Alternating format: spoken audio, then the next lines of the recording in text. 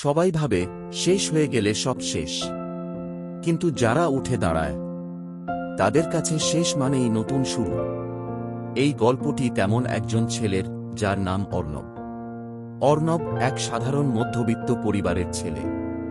স্বপ্ন ছিল বড় কিছু করার, কিন্তু একের পর এক ব্যর্থতা, দুটি চাকরির ইন্টারভিউতে বাদ, বন্ধুদের সফলতা আর পরিবারের চাপ, সব মিলিয়ে অর্ণব ভেঙে পড়ে। একদিন সে হাল ছেড়ে দেয়, বন্ধ করে দেয় নিজের পড়াশোনা, সবকিছু। একদিন ট্রেন স্টেশনে বসে থাকতে থাকতে এক বৃদ্ধ তাকে জিজ্ঞেস করে, কেন কাঁদছ? অর্ণব উত্তর দেয় না। বৃদ্ধ হেসে বলে, তোমার বয়স 40 নয়, মাত্র 24। এখনই যদি হেরে যাও তাহলে জিতবে কবে?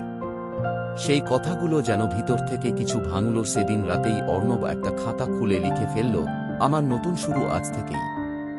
অর্ণব প্রতিদিন নিজের জন্য একটা লক্ষ্য বানাল। ভোর 5টা শুরু হতো তার দিন।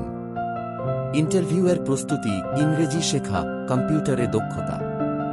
ধীরে ধীরে বদলাতে থাকল সে। প্রথম মাসে কেউ বিশ্বাস করেনি, কিন্তু 3 মাস পরে সে একটা বড় সংস্থায় ইন্টার্নশিপ পায়।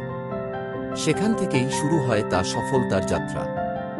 2 বছর পর অর্ণব এখন একটি কোম্পানির টিম লিডার। সে এখন অন্যদের মোটিভেট করে, যাদের জীবন থেমে আছে, হার মেনে বসে আছে।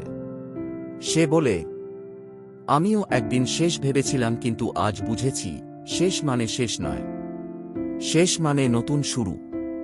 আপনি এখন যেখানে আছেন সেখান থেকেই শুরু করুন, এক পা, তারপর আরেকটা, বিশ্বাস রাখুন আপনি পারবেন।